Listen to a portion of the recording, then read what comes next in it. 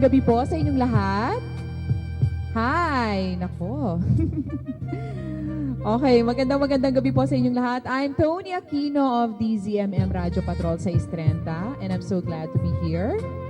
And I think this is the first time that Philippine Information Agency together with Protected Areas and Wildlife Bureau gathered media practitioners and social media bloggers for biodiversity conservation. Nasaan yung mga social media bloggers natin dito? Meron na ba? Ayun! Okay. Iba, puro media na. Kung saan-saan. Newspapers, radio, TV. Alright, so welcome. Siyempre tayong mga taga-media, di ba? We play an instrumental role in promoting environmental awareness and education. In fact, yan nga, yung mga newspapers, radio, TV, internet, media, we have two roles, right? First, to help explain the environmental policies, regulations, and plans to the public. And second, we reflect the concerns of the public regarding different environmental problems and pressure the decision makers, the officials, to solve a specific environmental issue. Yan ang role ng media, okay? And we also play an influential role both as a precautionary tool to warn against potential environmental threats and at the same time suggesting corrective solutions as well as being a monitoring tool, all right? So upon registration, kanina, dyan sa may lobby, you were asked to have your picture taken at the photo booths at the hallway. All right, these photos will be uploaded to the hashtag whatsnextph Facebook page. Yan, yung mga photos na kinuna namin sa inyo kanina.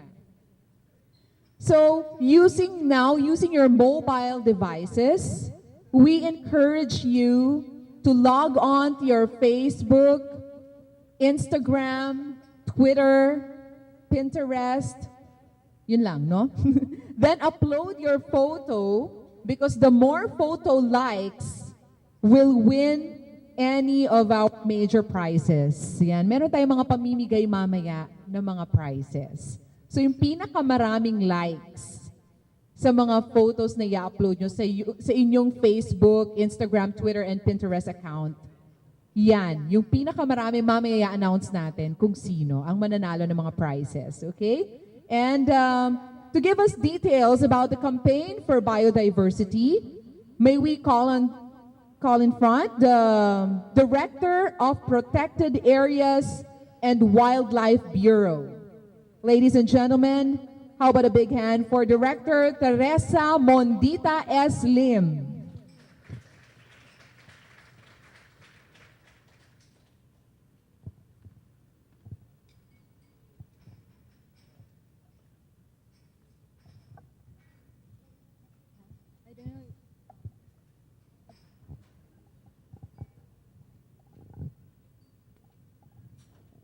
Okay, thank you, Tony, and good evening to all of you.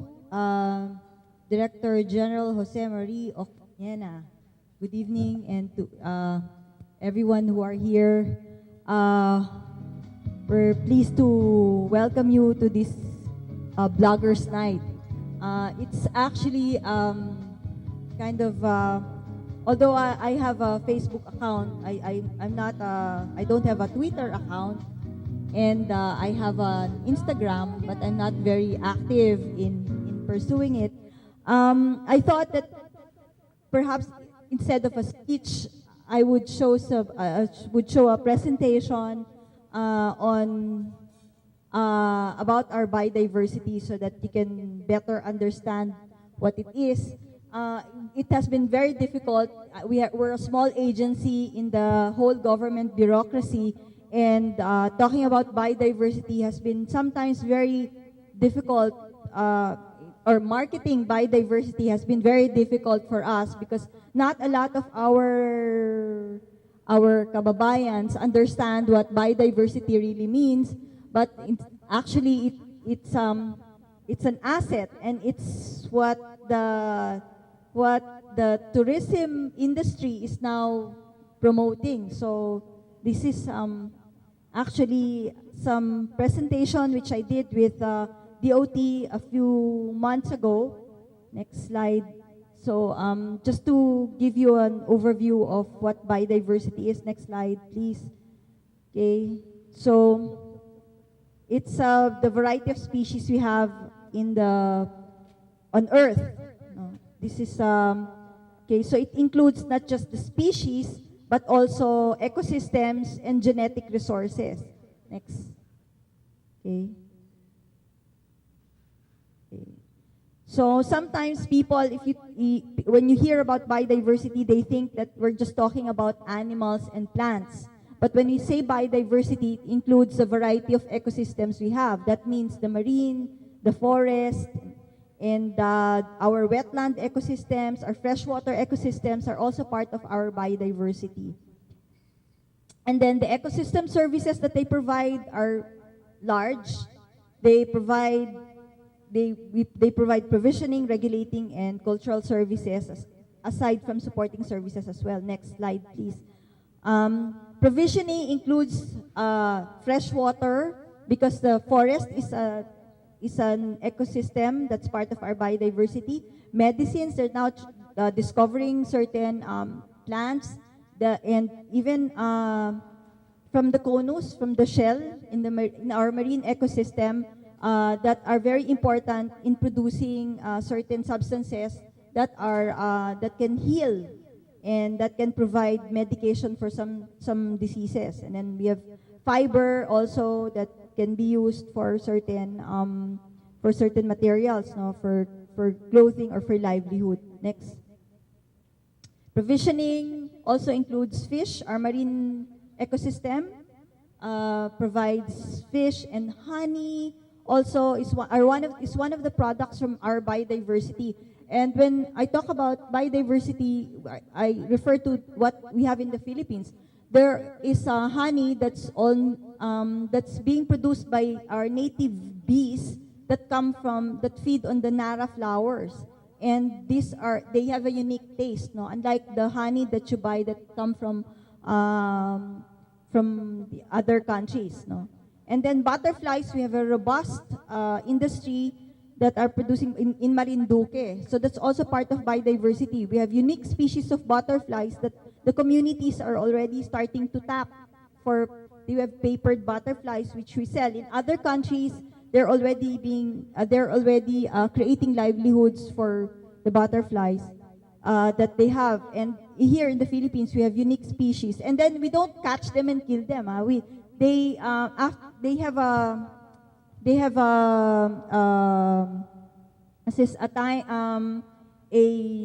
survival period, and when they naturally expire, then they can be used as papered butterflies. Next. Mangroves are also part of our biodiversity, and they actually in a study in some countries that are being hit by the tsunami, those that have mangrove areas still intact are the ones that are more resilient to the impacts of climate change, and also from sea level rise and as I mentioned, tsunamis from earthquakes. Next. Aesthetic. That's why we need to protect our biodiversity, because it's also there are unique ecosystems that can be promoted for tourism purposes. Next. Okay, and then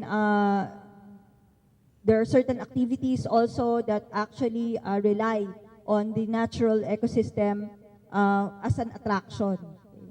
Next. Okay, so we said biodiversity in the Philippines is actually the tourism industry's natural capital. Okay, so if we protect our biodiversity, there's a lot of services that can be gained. And the Philippines has been identified also as one of the 18 megadiverse countries in the world. That means we are one of the countries that have 70% of the global biodiversity. Next. Okay. So this is how we compare with the other countries. We have only 300,780 square kilometer of land area, but we have 49% species that are endemic compared to Spain and Brazil that have a large area. So even if Brazil has high number of endemicity, on a per unit area basis, the Philippines is the richest. Okay, next. The Philippines is also at the apex of the Coral Triangle, so we're also rich in marine species. Okay, next. Okay, so we have been identified as center of the center for marine biodiversity. So we have a lot of species that are found. For corals, we're also rich in coral reef species. There are even species that have been newly discovered in the Kalayaan Islands. Okay, we are also home to giants, like, okay, of course, we've had the crocodile before. We have big species of crocodiles. Next. Okay, still intact habitat. And then we have 5 of the 7 species of marine turtles that are nesting here. In fact, recently, the leatherback was found to lay eggs in Bicol. Next. Okay, so these are just pictures of marine turtles that we have. Next. Okay. And then these are from the Turtle Islands, this one. We have marine turtles also. This is a picture from Turtle Islands where the hatchlings have just emerged. This is my photo. And then dolphins as well. We have species of dolphins, British whale. Okay, next. We have also a lot of species of coral, of mollusks, shells, and then of course reefs. We have also species of mangroves. Out of the 54 species of true mangroves, we have 40 species in the Philippines. Okay, Tubataha. Next. Okay, coastal areas are also an attraction for us. We need to protect our coastal areas. Next. Okay, this just shows how, and then this says plus, 102 plus, 258 plus, because as I speak, there's new species that are being discovered here in the Philippines. Next. Okay, so we've been also identified as 4th in the world in bird endemism. Next. Okay, so these are just species that are only found in the Philippines. The Philippine kakatu, which provides an opportunity for bird watching in the Philippines. Okay, this is another area just here within Metro Manila, Las Piñas, Parañaque. And then 5th in the world in mammal endemism. Next. Tamaraws, also found in the Philippines. Northern Luzon, giant cloud rat. So we are a habitat for this cute animal. Okay, next. We have 2 species of crocodiles and we have an endemic one. These are giant fruit bats, forest ground frog. There are species of frogs that are that has been discovered actually in Leyte last year. Next. Okay, plants. We're also rich in plant species. Next slide, please. Okay, that's why we have been identified as 5th in the world in number of plant species. Okay, such as the jade vine, Hoya. Next. Rafflesia. In fact, we have more species of Rafflesia here in the Philippines than in Sabah, than in Malaysia. They use the Rafflesia as their iconic species. In fact, but we have more species here in the Philippines than in Malaysia. Next. Okay, I mentioned already butterflies. We have a lot of species as well, and some of them are only found in the Philippines. 70%. Freshwater species are also unique, and we need to start protecting our freshwater ecosystem. It's important that we recognize that our lakes have unique species in them, yet they're threatened because of introduced species, and we want our countrymen to be able to understand better the importance of our wetland or freshwater ecosystems. Next. We have also caves as a unique ecosystem. It's also part of our biodiversity. there are already 1,694 caves that have been reported, and we need to classify the caves before we promote them for tourism, because if we don't have the proper measures in place, then they get exploited through other unsustainable activities. No? Next. Okay. So part of our job is to assess our caves so that we know what kind of use and how far you can go inside a cave, and we need to provide that proper understanding for the ecotourism industry, for our countrymen, and for everybody. No? Next. We have some laws that provide this protection, but we also need to disseminate the information. We have the NIPAS Act, which provides protection for some of our areas that are unique in biodiversity. So we have a national protected, we established protected areas in some parts of the country to allow this protection, but we also need to disseminate.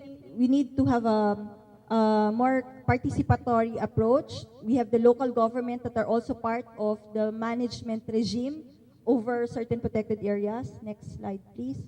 Okay, an example, we have around 240 protected areas in the country. 235 protected areas are within the 78 priority to tourism development sites of the DOT. So that means really what the DOT intends to promote are our natural areas, including our protected areas. Next. Okay, Northern Sierra Madre is also a protected area. Okay. Next slide, please. Next. Okay, Mount Iglit Baco, where we find the Tamarao, is also a protected area, but we protect it along with the indigenous communities, with the Mangyans. Next. Taal Volcano is also a PA. There's a protected area management board there, and all the local governments surrounding Taal Volcano are part of the board. Okay. However, I've shown you how important our biodiversity is and how unique our biodiversity in the Philippines, but we're also identified as a hotspot. That means the biodiversity that we have is quickly depleting, no? And not only for terrestrial, but also for our marine areas. Okay.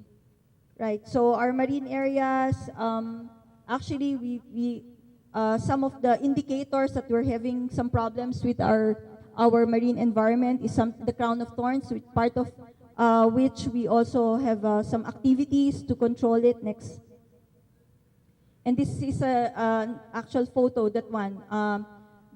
This is from the north. This is my photo of the fisher folks. No, they have a traditional way of catching the fish through like bayanihan. They work together, and when they pulled the net to the shore, the fish that was seen is that there was almost no fish. This is just jellyfish, no?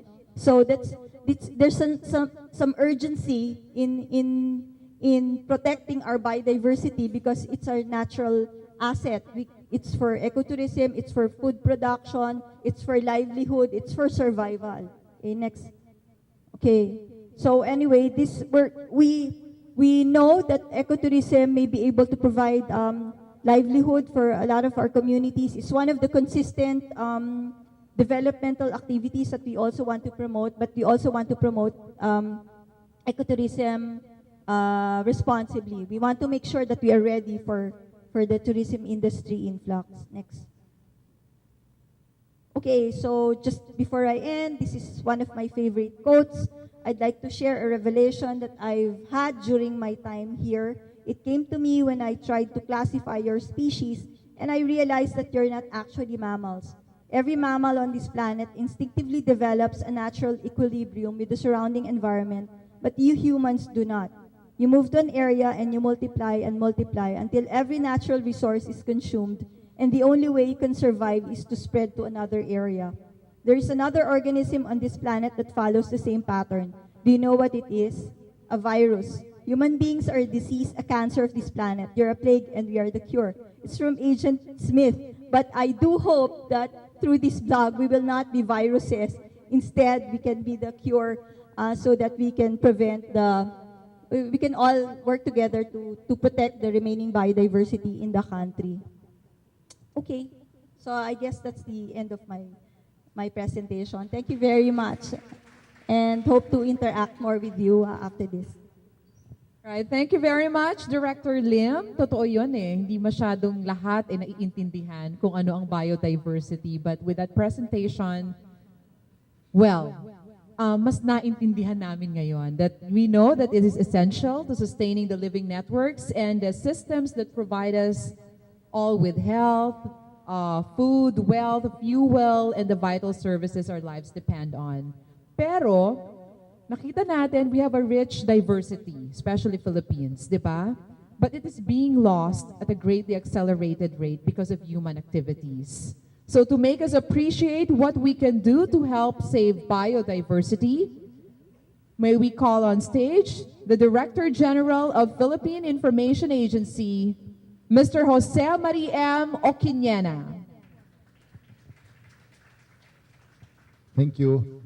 Good evening po sa inyong lahat, kay Director. Salamat sa information. Pag dito, hindi ko alam kung saan ako magsa-start, no? Kasi sobrang na-amaze ako. In fact, I was asking her if pwedeng i-share yung mga sinabi niya. Kasi feeling ko, it was the fastest crash course on biodiversity na pinag-aaralan ng nagmamasters, no? But anyway, again, we appreciate so much the presence of all the bloggers and the medias, all the people that influence, no, the country in whatever issues na pinag-uusapan. Over the weekend, I was with my family. We went to Cebu, and kanila lang kami bumalik. I brought my kids and pamangkin sa isang resort sa Cebu. And may mga Korean tourists doon. Naglalakad kami dalawa ng anak ko. Tapos nagkagulo yung may mga Koreans doon, nagkagulo. Tapos may pinipicturan doon sa may plant. No? Then my daughter, she's 7 years old, she asked, Papa, what's happening? Kasi syempre, maingay yung mga Korean, nagko-Korean. Sabi niya, Papa, what's happening? What's wrong? I don't know. So paglapit namin, may nakita pala silang snail. No? Ano nga ang snail sa Tagalog? Bisaya kasi ako eh. Suso. May nakita silang suso. Tapos picture sila doon. And then my daughter said, what? It's just a snail. No? Parang nagulat yung anak ko na pinagkakaguluhan ng Koreano, yung snail. No? So, as far as my daughter is concerned, that is normal in her world. Kasi nga, every now and then, we go to a farm. No? Dinadala ko siya sa farm. Hindi po amin yun, pero dinadala ko siya sa bundok. No? Kaya normal para sa kanya na may snail. Doon, sa Korean, hindi. Then, while we were still walking doon sa may dagat, tapos sa may garden, meron akong naapakan na, sorry, aminin ko, may naapakan akong uod. And then, galit na galit yung anak ko. Sabi niya, Papa, please be careful. You just squish a worm, no? Don't you know that God made the worm? No? And we are all special because God made us. No, you have to ask God for forgiveness, no? Because you just squish a worm. And that's a very innocent and very candid and spontaneous way of looking at life. No? And we are here discussing on what's next, PH. So we can conserve. So our kids in the future, makikilala pa rin nila ano ibig sabihin ng tama raw na hindi lang picture. When you say Philippine Eagle, ano yun na hindi lang picture? No? Honestly, hati po yung puso ko tonight eh. Hindi dapat tayo nag-uusap ng ganito kasi hindi dapat kailangan pag-usapan. It should become normal and ordinary and natural for us to conserve because all of us, whether you're in the animal world or the human world, all of us are partaking with what we call Mother Earth. We share this one.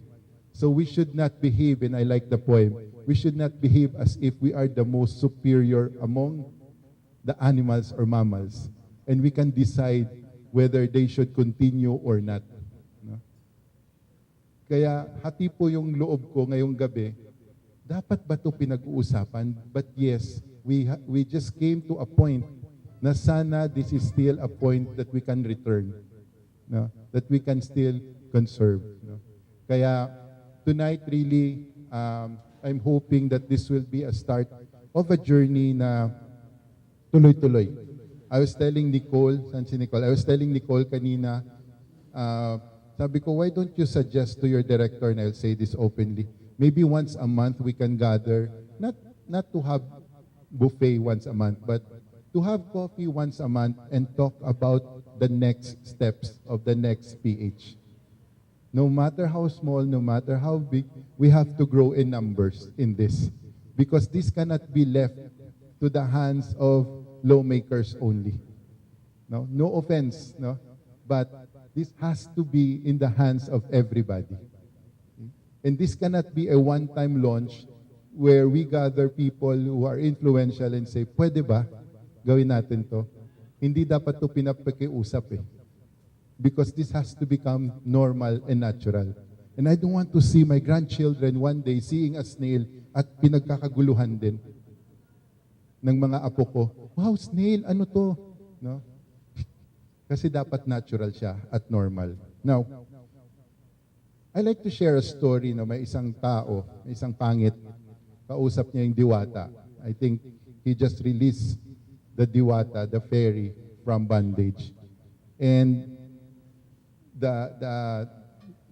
napipili na ako mag-English. Yung pangit, sabi sa diwata, dalhin mo ako sa New York at dalhin mo ako dun sa babaeng nakalaan para sa akin. Sabi ng diwata, I'm sorry, yung powers ko hanggang Pilipinas lang. Eh sabi ng pangit, o sige, edi maging tao ka at pakasalan mo ako. Sabi ng diwata, akin na nga yung mapa, patingin nga kung saan yung New York. No? May mga bagay na katulad niyan, mas madali sa kanyang dali na lang sa New York kasi otherwise they have yung diwata, papakasalan niya yung pangit. It's the same with what we're discussing now, mga kapatid. Okay? Do we want to reach a point where sobrang pangit, hindi na tayo makabalik? No? Do we want to reach that point na ano nga yung itsura ng Philippine eagle? Have you guys seen the Philippine eagle in person? No? So majestic. Ganda. Mamaya, may kwento ako dyan, tungkol dyan. No? Somebody told me that isang bundok sa Pilipinas mas diverse kaysa the entire North America or America, I think, sa atin. No? Or out of the 5 or 6 marine turtle, we have 4. Tama ba yun, Director? We have the 5 out of the 7. Out of the 7, we have 5. No? Galing. Okay? Now, ito lang sigurong mapapayo ko sa lahat. No? Again, I go back to the lessons I learned from my daughter. One time, my daughter was watching, me and my wife, we were watching TV. Remember Sendong? No? And we did not know that my daughter was watching the TV also. And habang nanonood siya, she asked my wife, her mom, Mom, what's happening? And my wife said that there was this typhoon and it brought a lot of rain and it caused the flood in Cagayan de Oro. And my daughter asked what happened to their houses, to their homes. And my wife said the flood took them away. And my daughter asked what happened to the toys of the little children. And my wife said the flood also took them away. And then my daughter went to her room, got some of her toys, came out and she said, Mom, I want to give my toys to them. No? And then I asked yung kasambahay namin, kung bigyan mo siya ng box. So binigyan siya ng box, then after a while, hindi naman, it took a while for my daughter to come out. So I went to her room and I saw that she was given a very big box. No? So lagay siya ng lagay. Tapos sabi ko sa wife ko, kailangan ba lahat yan? Ibibigay. Sabi ko sa yaya niya, yaya, ate, laki naman ng box na binigay mo. No? Kasi nasasayangan ako sa iba kasi some of the toys were a little bit expensive. No? And while I was watching my daughter, okay, and by the way, as I'm saying this, before government, I used to be part of Gawad Kalinga. No?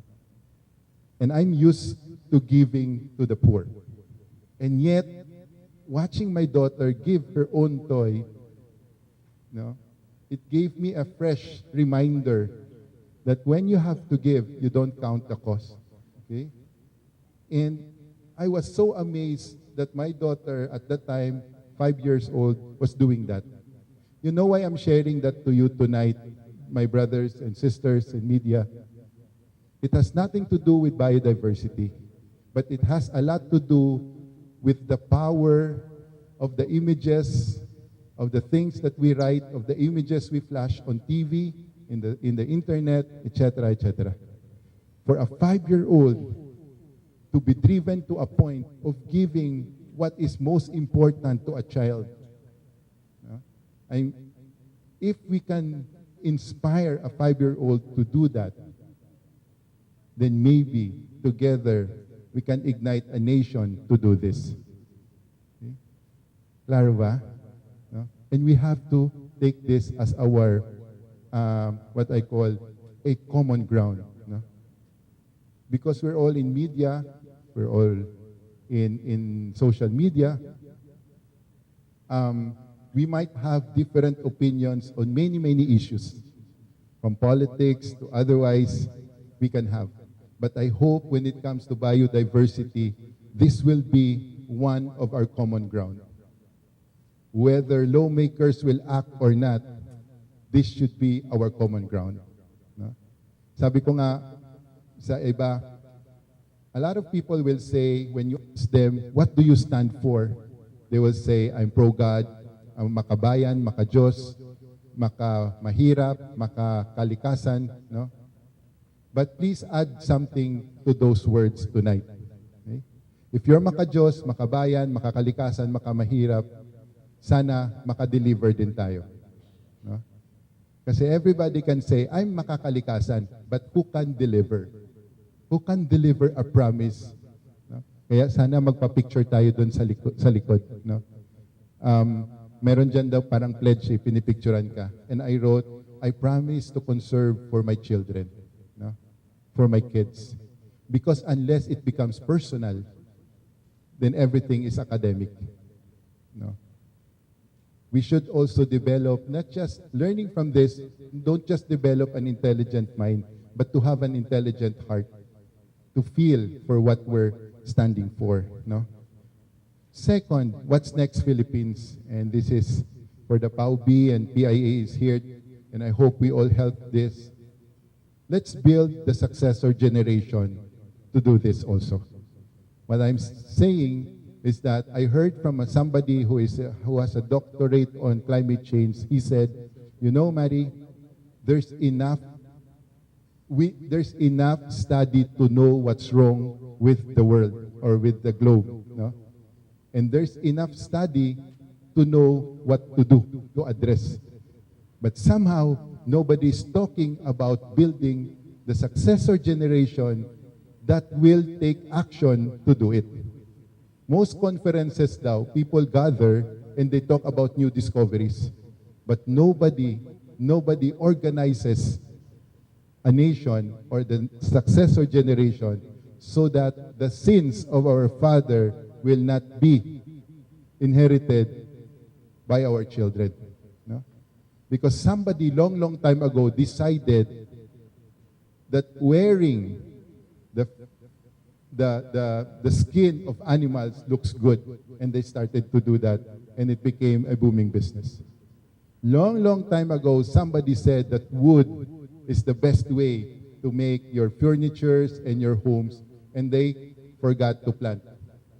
No? And then we're suffering. Do we have to go back to that and study? Bakit nagkaganon? Or do we say, what's next, PH? Let's band together. No? Kaya yung yung August 26 na movement ba yun, or gathering sa Luneta, because of a blogger who wrote something about anti-pork, etc. And then a sea of people gathered in Luneta. I was there. No? I joined in that rally. See, ang laki ng potential.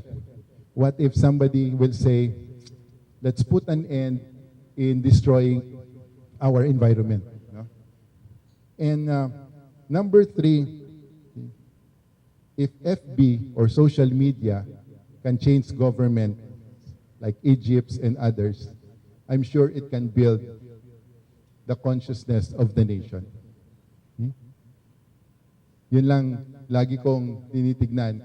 How many years was the former president of Egypt reign in Egypt? No? Mubarak. Tagal.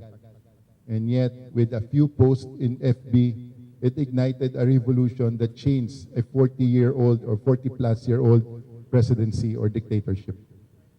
Imagine if we do that, but this time saying, let's conserve our biodiversity, tama ba? Biodiversity life, no? Sorry kung hindi ako masyado politically correct in my statement here, no? What if we say together, sana ma-protect natin, no? Kasi sabihin din natin, save the poor, save the environment. We will not just save the environment, we will also save the poor.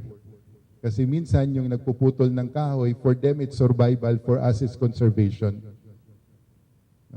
So our direction always has to be two-pronged. To protect the environment, we need to also protect the poor. Para clear. And naisip ko lang to. It's more fun in the Philippines because we are a mega diverse country. Imagine kung pare-parehas tayo at same lang din ang bio-life. It must be a boring country. But because we're mega diverse, so it's more fun in the Philippines. Kaya I hope we join PAUB in conserving our biodiversity. I hope this will not just be PANB's mandate. I hope this will be a calling for everybody. I hope this is not part of their function because they're part of government. I hope and I wish that conserving biodiversity conservation, we will all embrace this because our kids needs to see how beautiful life is, no? And this is how we will give them the best legacy, not the cell phones or the malls, no? Ito yung sobrang ganda. I've traveled the Philippines from up north, down south. I was telling the director, I've been to Sitangkay, but never in the Turtle Island. Again, I'm sorry to our foreign guest here. I have to say this. I'm not compelled to say this, but it's in my heart. Really, I think this is the most beautiful country in the world. I've seen a lot of countries. I've seen a lot of islands, but really, no, iba. Kaya nga, pati tao, biodiverse mag-isip. Kaya exciting ang Pilipino, hindi tayo parehas. No? Iba-iba talaga, no? Ganyan talagang tatak ng Pinoy, biodiverse. Now, going back to the Philippine Eagle, as a closing, this I always share to young people. I ask them if they've seen the Philippine Eagle. I think, and the wingspan, anong pinaka 14, 17 feet? Magkano? Tip to tip. More or less. More or less 14 to 17 feet daw yung wingspan. No? I've heard that that's why it's called the monkey-eating eagle, because it's the only eagle that can fight a full-grown monkey while in flight. I heard that it can carry, when it flies, a small kid. No? When it walks, malaki yun. No? Malaki yun.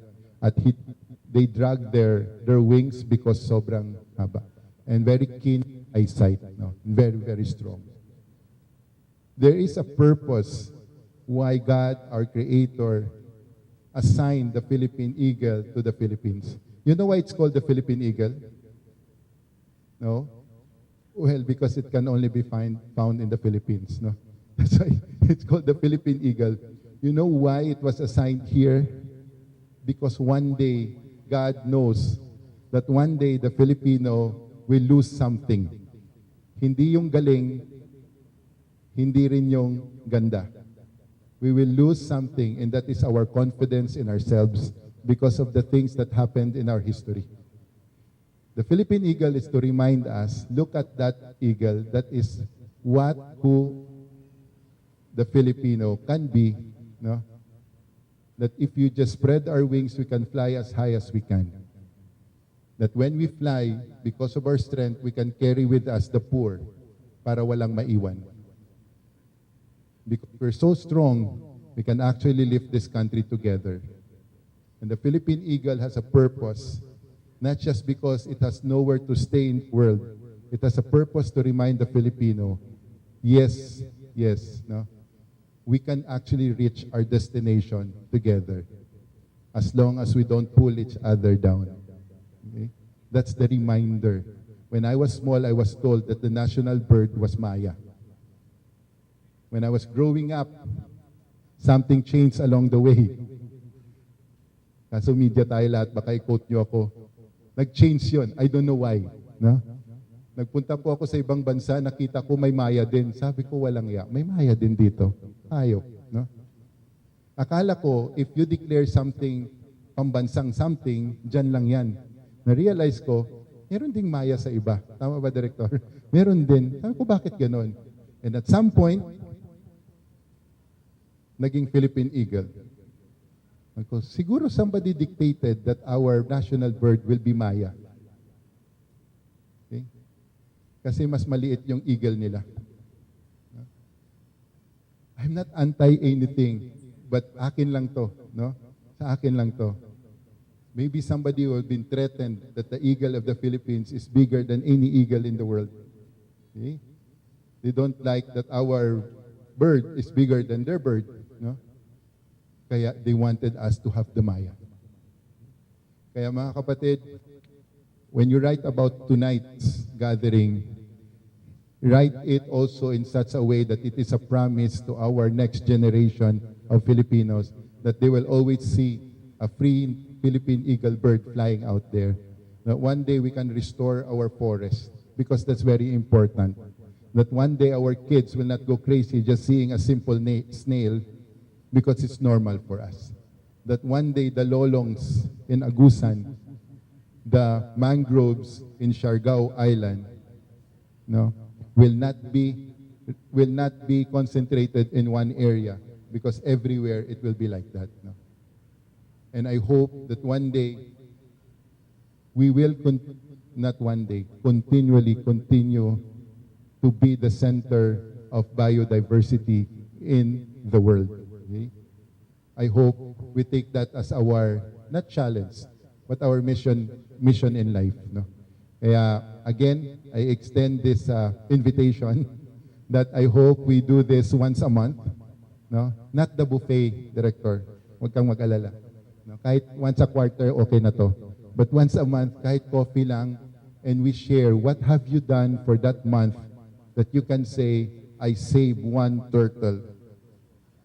I planted one tree. No? Ngayon, meron po kaming program, we call it Happy Birthday Tree. Kung ilan na po yung edad mo, pag birthday mo na yan, you plant that many trees. No? So don't wait that you reach 50. No? Habang bata pa, gawin nyo na. Every time you have a birthday, plant a tree. Okay. Again, thank you very, very much. And I hope you continue to influence the hearts and mind of the people. This I say to PIA, we inform because we want to inspire. We want to inspire because we want everybody to be involved. We want everybody to be involved because we want to empower the Philippines. No? No single organization can do this, not even government. And I'm telling you that, even me as an undersecretary. No? And this is not just the government's work. This is the call of every Filipino. Mabuhay po kayo, and congratulations, and thank you so much for being here. Salamat din po. Thank you very much, Director General Oquiñena. Very well said, sir. And I think that's enough encouragement for everybody. Okay, so at this point, PALB and PIA will launch the 30-second television commercial on Save Biodiversity and the social media campaign hashtag whatsnextph. Here we go.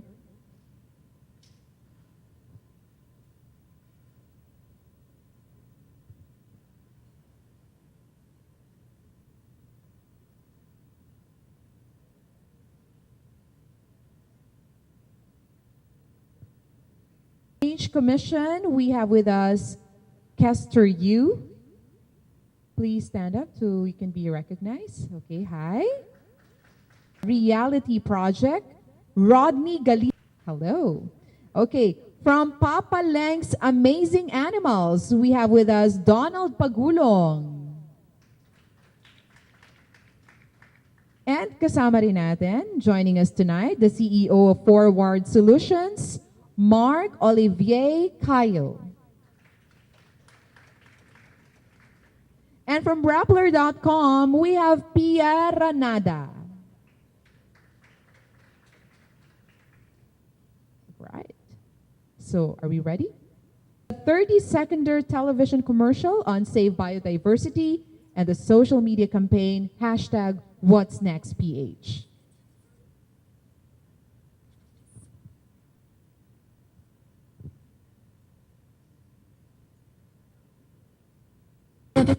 The Philippines is one world. It is home to the most diverse species of life found nowhere else. It is now threatened. Our rich biodiversity provides us with medicines. It is the Save Biodiversity.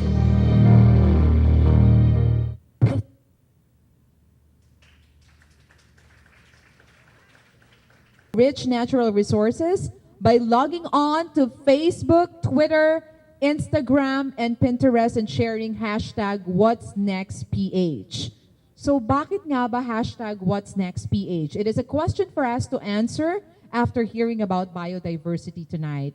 So ano yung gagawin natin next for our environment? What are we going to do next for our environment? So PIA and PALB directors, would like to request you, sir, to join us here in front again. Director General Okinyena and Director Lim, because they will log on to their Facebook pages to spread the word.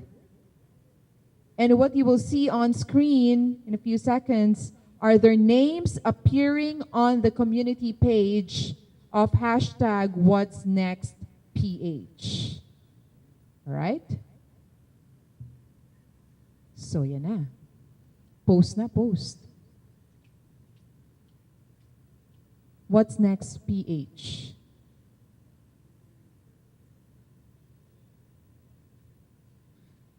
And I hope everybody can also do the same. Yan.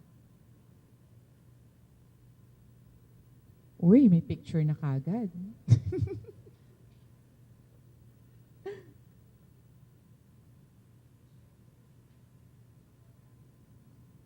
Ayan, pinost na.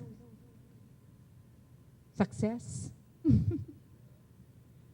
Alright, so you can also do the same. Pwede kayong mag-log on sa inyong mga Facebook accounts or Twitter or Instagram, kahit anong social media yan. And share the good news. Alright. So that's it. So I would like to ask our social media monitors, sino nga ba yung mananalo sa pa-contest natin? Kanina kasi, di ba, pinag-register namin kayo tapos pinag-post ng picture with the many likes, okay, sa inyong mga social media accounts, mananalo ng mga prizes. So I think we're gonna get top 3. Kukuha yata tayo ng 3. Yan, yung mga photo with the most likes, yun yung mananalo ng ating mga major prizes. How many likes did you get so far? We'll find out, huh?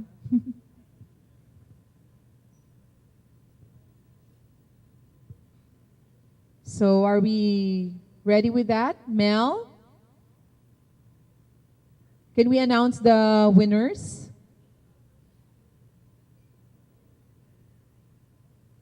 Yan, asking around. Ilan nga ba? Ilan nga ba ang likes sa photo ko? Total, mahilig tayo mag-share, di ba, ng mga pictures. So this is something good to share. Para mas marami, mas maganda.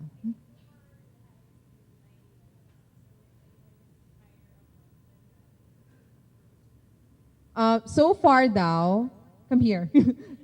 So far, 9 likes ang pinakamarami. So, what's your announcement? So if there's anyone who has a higher amount of likes, just approach us, so we'll know and see. So later on, when dinner is over, we can finalize who has the highest amount of likes, and then we'll give away the major prizes. They're asking, ano daw yung mga major prizes?